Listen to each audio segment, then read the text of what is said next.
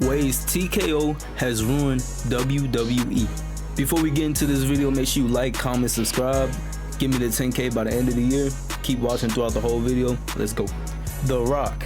Now, don't get me wrong, I love The Rock. He's one of the greatest of all time. All that, all of that stuff you already know. But when it comes to him being a part of the TKO and all that crap, is really like, for the true WWE fans, is really like ruining a lot of stuff. Like, he inserted himself into the John Cena heel turn, which is supposed to be one of the greatest heel turns of all time. He inserted himself into it and just left it at that, left it alone. There was no aftermath of it. He was barely brought up. So he's being used for ratings and they're trying to insert him into things, but then not like lead up with it, just trying to insert him into stuff. It's bad. And then he gets on interviews and breaks kayfabe like a mug, man. He breaks kayfabe all the time, and it's really stressful because, like, I get what WWE do is scripted and all that, but that don't really mean you can go on interviews and break all types of kayfabe, talking about heel phase and this was scripted, this wasn't scripted, this was planned, this wasn't planned. Like, no. So The Rock, he kind of ruins. He ruins it a lot. I'm not even gonna lie. It's almost like Triple H don't even run shit anymore. Like, it's like when Elimination Chamber happened, like, they wasn't selling enough tickets or something like that. So TKO, one of the members from TKO, called The Rock straight up and said, hey, can you appear at Elimination Chamber, help boost ticket sales and boost viewership and all that? And Rock was like, alright. They didn't run it about Triple H, didn't do none of that. TKO themselves did that. Triple H books the show. Like, what are we doing here? Like, it's just stressful to have, situations like that happen, especially if you're not going to follow up on anything after, especially if it's an important segment. If you want The Rock in an important segment at Elimination Chamber with John Cena turning heel and everything, like, if you gonna want The Rock to appear, you better make sure it means something, because if it don't, you're gonna get a lot of backlash like you are getting now. Yes, budget cuts. Budget cuts is a real problem, because it's funny how, like, they're so worried about budget cuts. They're willing to cut some very great talent, some very great, amazing in-ring performers, and very beloved veterans like R-Truth. I know he just, came back to the WWE, but when they did, they originally, cut them because of budget cuts. It's funny how you, like, so worried about budget cuts when it comes to these superstars and want to negotiate Roman Reigns' contract, but every time you get the chance, you brag about how much money you making. If you making all this money, if you're bragging about it, and you got so much money, you increasing all this in stocks, you making billions, then why are you so worried about budget cuts? Why are you willing to cut beloved veterans and over superstars like R-Truth and, amazing talent like Dakota Kai? Why are you willing to cut? Why are you, like, trying to cut them if you're making all this money? If you're so-called making all this money, so it's just that's just a frustrating thing to hear about when it comes to budget cuts. Like, I know I'm not saying, like, don't worry about budget cuts at all. If you want to get some budget cuts, yeah, work on some budget cuts. If, like, there's a superstar on your roster that you're paying a whole lot, but that isn't doing anything, then okay, go ahead. But they're, like, cutting superstars that would be on TV frequently. Like, before they cut R-Truth, he was on TV every week. Like, literally had a whole match with John Cena. Before they cut Dakota Kai, she was on TV weekly. I know she's a little injury prone, but before they cut her, she was, like, on weekly TV. So, like, it's crazy how you give these superstars so much TV time and all that, but then the next week you're ready to cut them as soon as possible. But yeah, budget cuts are really a problem with TKO. They're so worried about it, especially when they claim to be making all this money. This is one of my biggest things, and it's one of the biggest things that pisses me off about WWE. But advertising, like, there should be no reason why the Money in the Bank briefcase has a CashApp advertisement on there.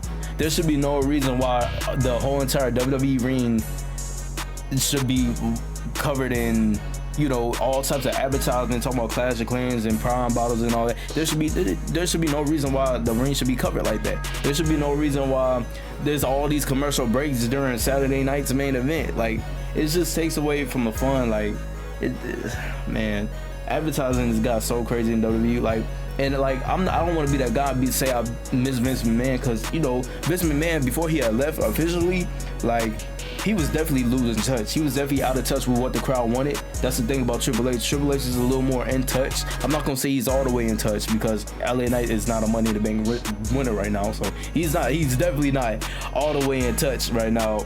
But he's a little more in touch than Vince McMahon, you know.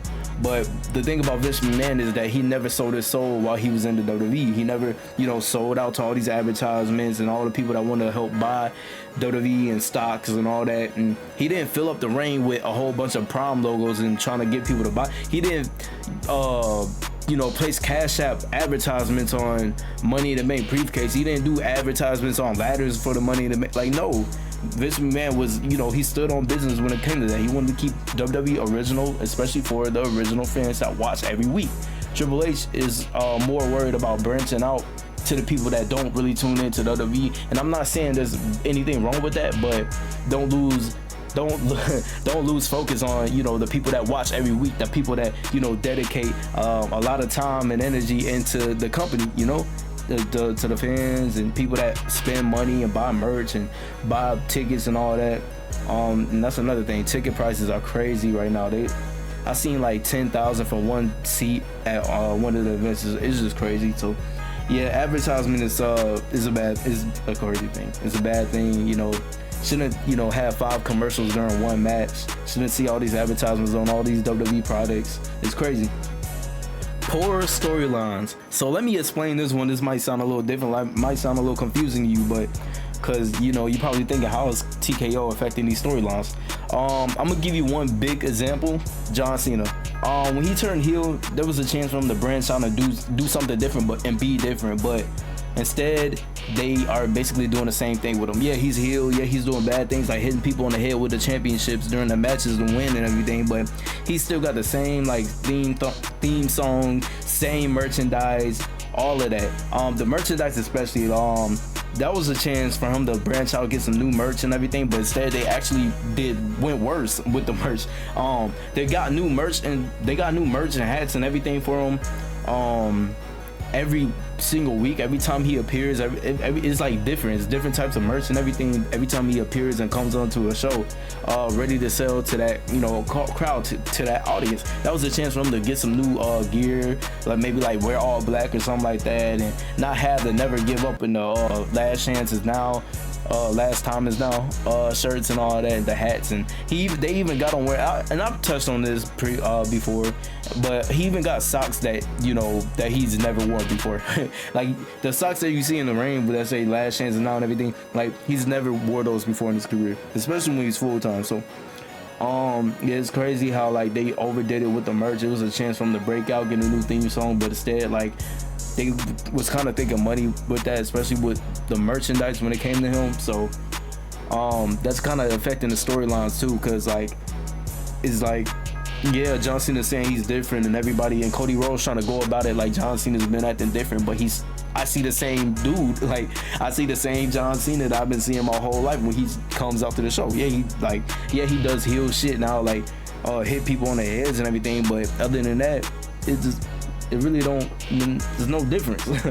But yeah, that's gonna be my video for today. Like, comment, subscribe. I'm trying to upload once a week. You know, I used to upload like every day or every other day, but I was doing like gaming videos, posting Call of Duty videos and all that. I'm not really in my gaming stuff anymore. If you want me to get back on that, then I'll do it. I'll probably create a whole separate channel for that though.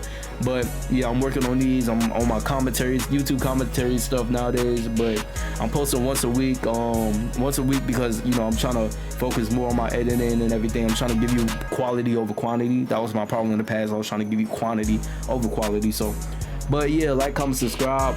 Don't go nowhere. Watch more of my videos, man. Or we gonna throw some hands.